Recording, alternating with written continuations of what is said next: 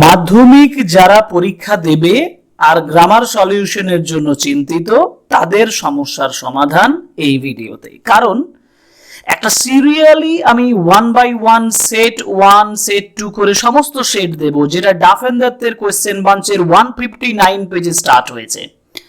তোমরা Duff and দত্তের question বাঞ্চের যে কোয়েশ্চেন্স গুলো সেট দিয়ে শুরু করেছে সেগুলো ফলো করো। যাদের ডাফ এন্ড দত্ত নেই তারা সরাসরি এই ভিডিওটা দেখো এবং দেখলেই প্রত্যেকটা কোশ্চেন, প্রত্যেকটা গ্রামার কোয়েশ্চেন্স কিভাবে সলিউশন হচ্ছে সেটা আমি আলোচনা করে দেবো। আজকে আলোচনা করব 160 পেজের সেট নাম্বার 2।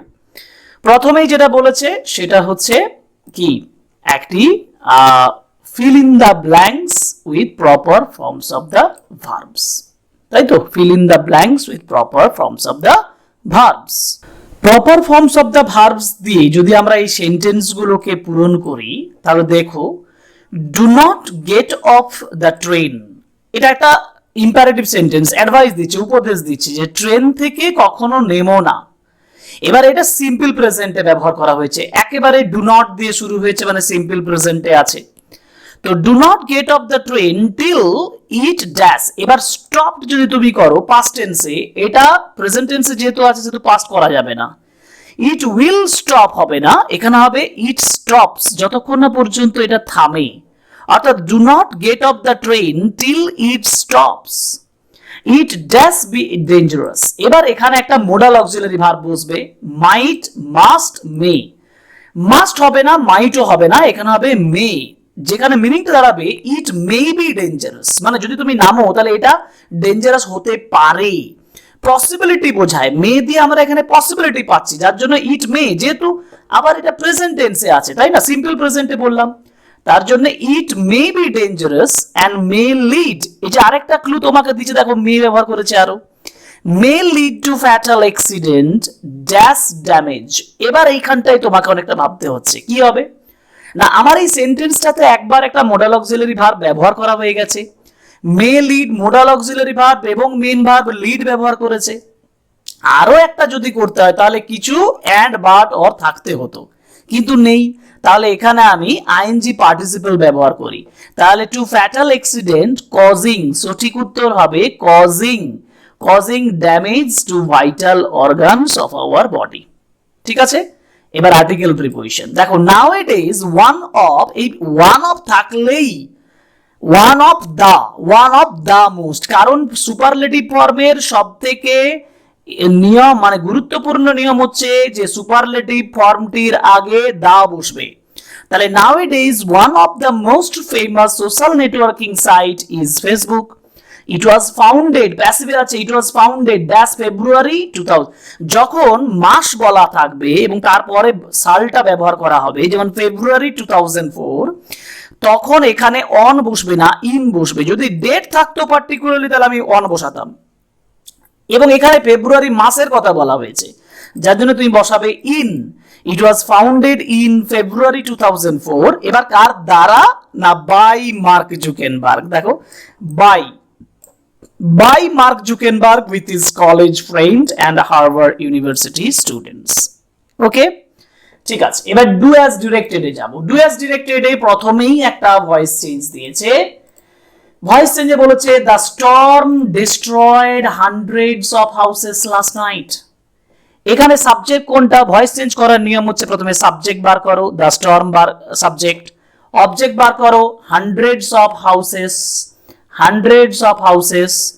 তাহলে এটাকে আগে নিয়ে আসো, হান্ড্রেডস অফ হাউসেস আগে নিয়ে চলে এলাম। এখানে আছে ডিস্ট্রয়েড, মানে সিম্পল পাস্ট, মানে ওয়াজ ডিস্ট্রয়েড হয়ে যাবে, কিন্তু হান্ড্রেডস প্লুরাল আছে, তাহলে hundreds of houses were destroyed, তারপরে লাস্ট নাইট বসাও, তারপরে বাই দিয়ে দ্য স্টর্ম বসিয়ে দাও।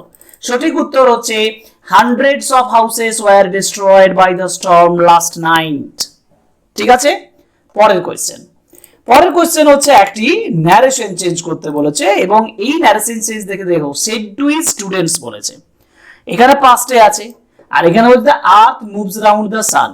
এটি চিরন্তন সত্য কথা, এবং এই পুরো সেন্টেন্সটির যেটা এই অংশটা মানে রিপোর্টিং স্পিচটা, এই স্পিচটা দেখে মনে হচ্ছে এটা অ্যাসার্টিভ সেন্টেন্স, মানে সাধারণ বর্ণনামূলক বাক্য।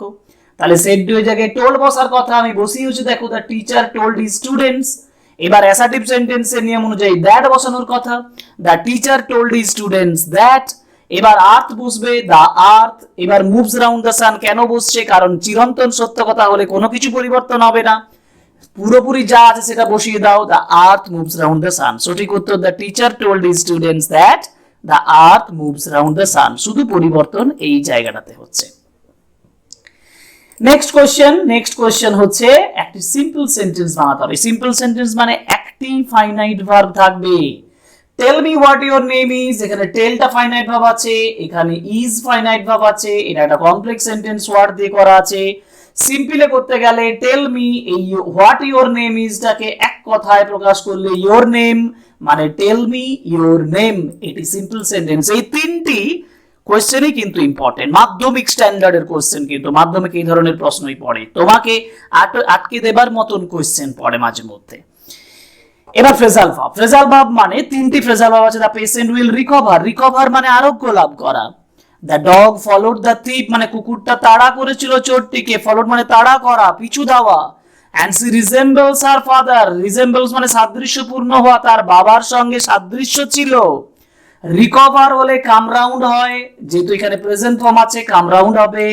ফলোড হচ্ছে তাড়া করা, এটা পাস্ট টেন্সে আছে, যার জন্য এখানে রান আফটার আছে। রান আফটার মানে তাড়াহুড়া করা, তাড়াহুড়া নয়, তাড়া করা, যার জন্য র্যান আফটার করতে হবে, কারণ ফলোড পাস্ট টেন্সে আছে। এন্ড রিজেম্বলসটা দেখো এস বাই এস যোগ করা আছে, এটা হচ্ছে টেক আফটার, উত্তর হবে টেকস আফটার। সঠিক উত্তর তাহলে কি কি হচ্ছে? সঠিক উত্তর হচ্ছে দ্য পেশেন্ট উইল রিকভার, তুমি লিখবে the patient will come round. তারপরে the dog followed the thief, ran after the thief। তারপরে last question, she resembles her father, takes after. এই হচ্ছে set number 2। Set number 2 complete. Set number 3 এর জন্য wait করো। Class এখানে শেষ করলাম, পরের ভিডিওর জন্য ওয়েট করো, আর গ্রামার শেখার জন্য চ্যানেল সাবস্ক্রাইব করো। Okay, thank you very much, good by.